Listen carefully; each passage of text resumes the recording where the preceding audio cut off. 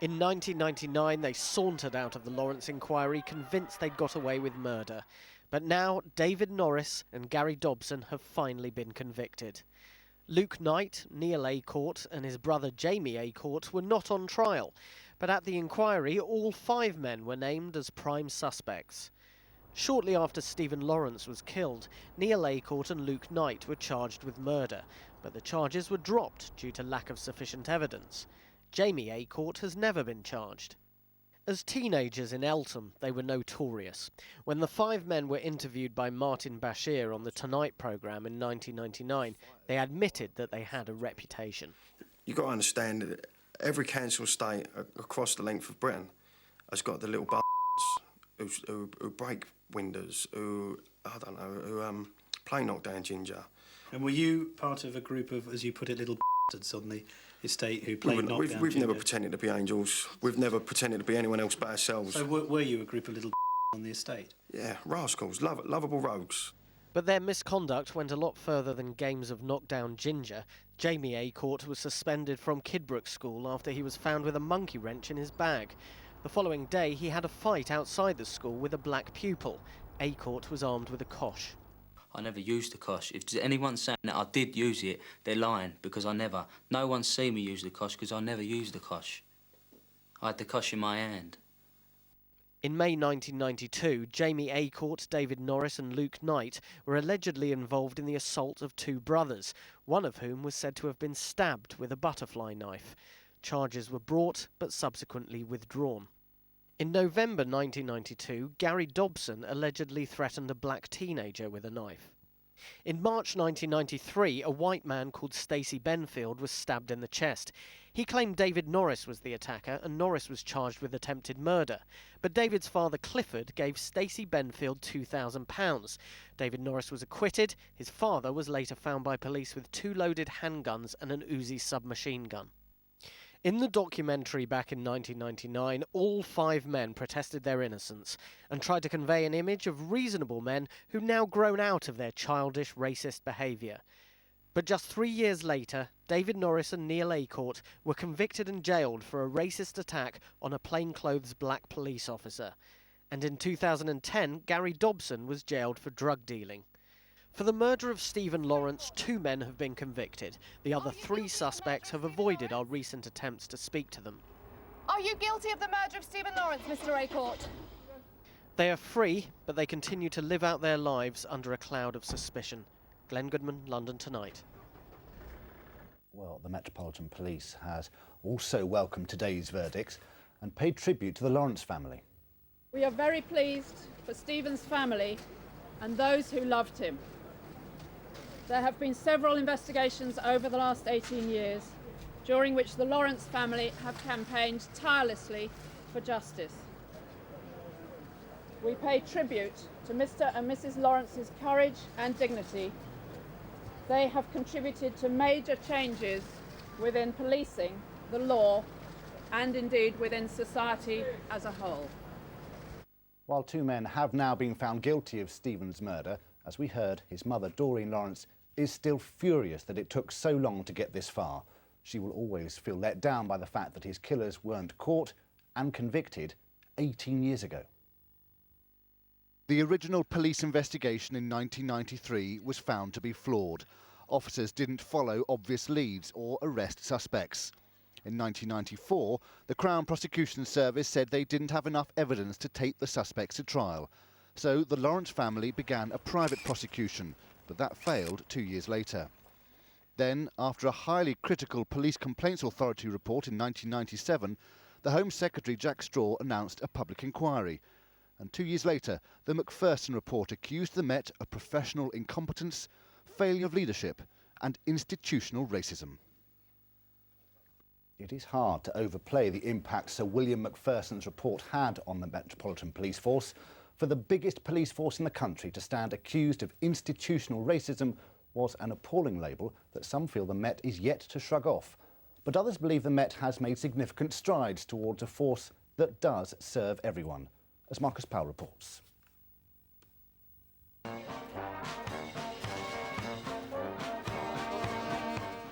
Changing the image and culture of the Met is a work in progress since the force was condemned for institutional racism 12 years ago.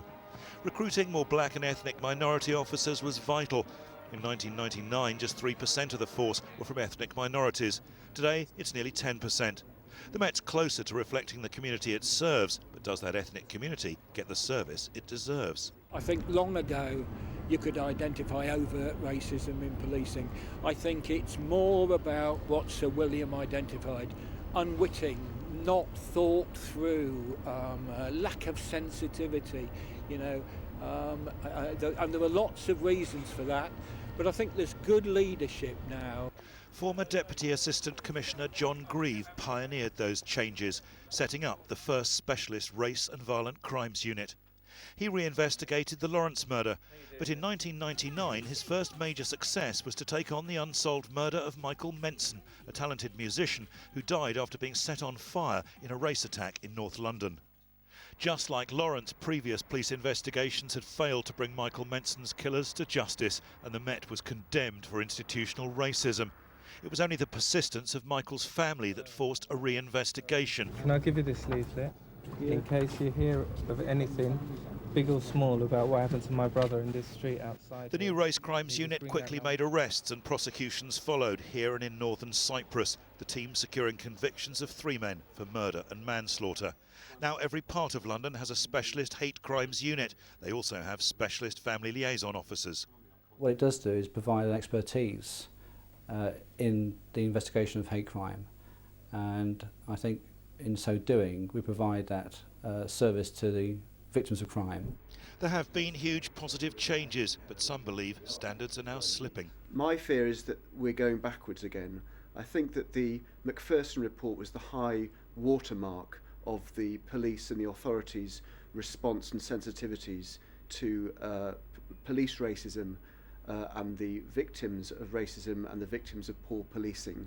And I think since then there's been a gradual ebbing away of profile and priority. Standard is...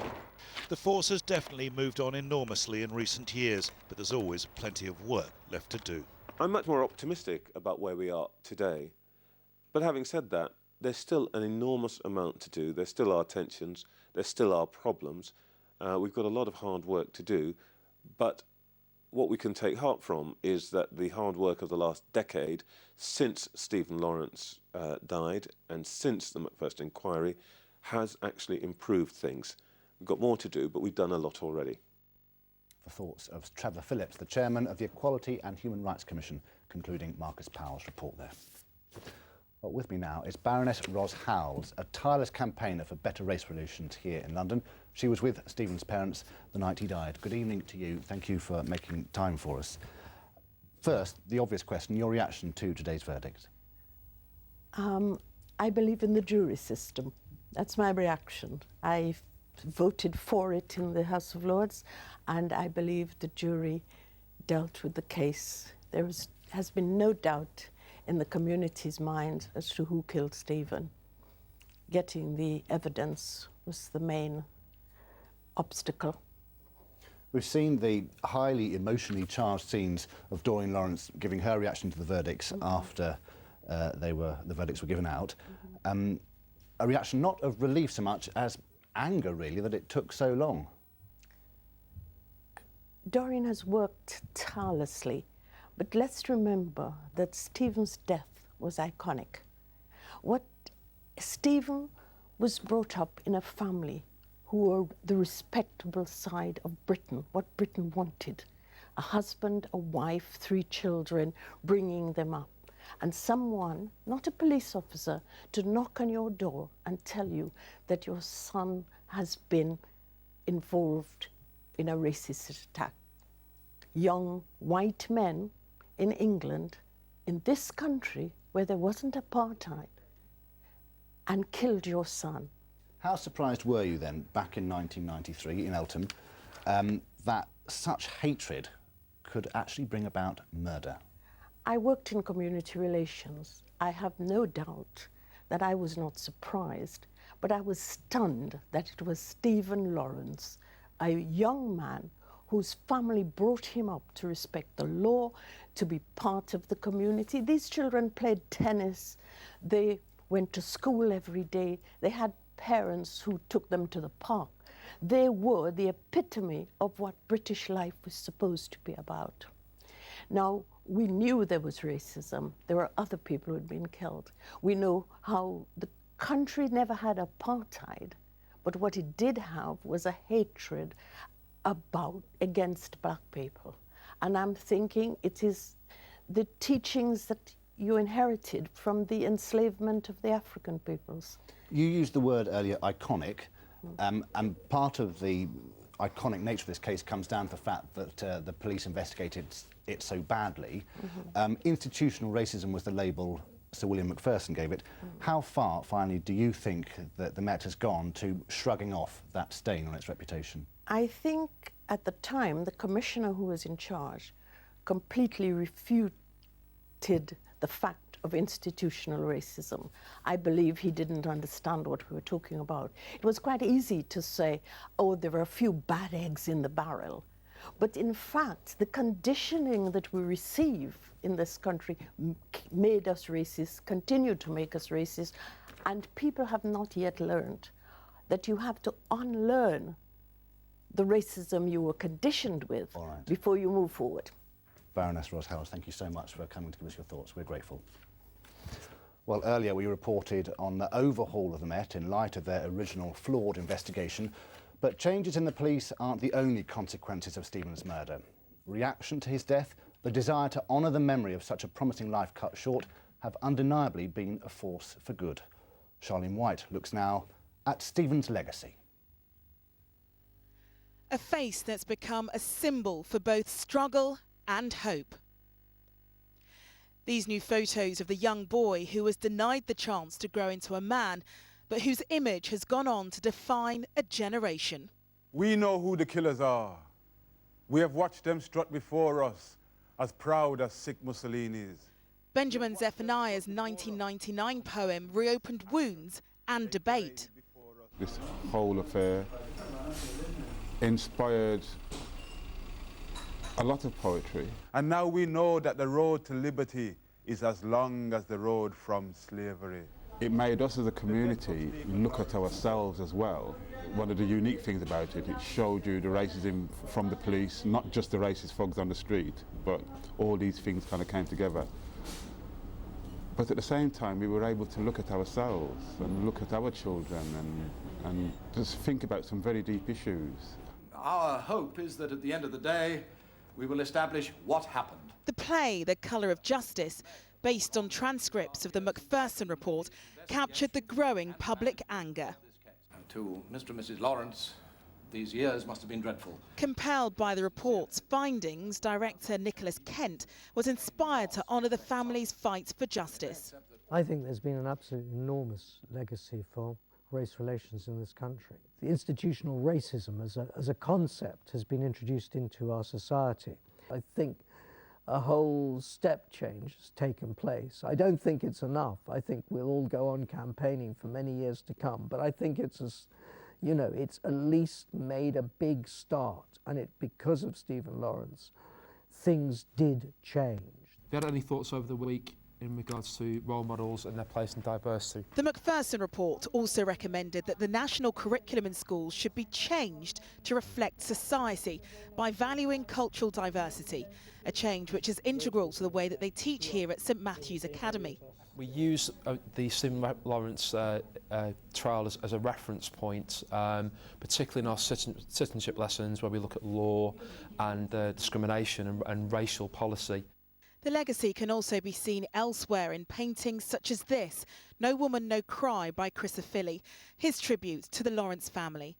So Stephen's imprint has been left in the arts, policing, schools, and led to a national conversation about race and discrimination. But Neville and Doreen have ensured a greater impact here at the Stephen Lawrence Charitable Trust. What their heart was to say, is it possible that something good can come from something just immeasurably bad? And so the idea was to see if it was possible, if it were true, in fact, that life could spring from death. And so, of course, Stephen passed away, and his desire was to be an architect. And so, although that was taken from him, what the Lawrence family have been able to do is to give it to other Stephens, as we call them. So the future that Stephen dreamt of can now live on in others.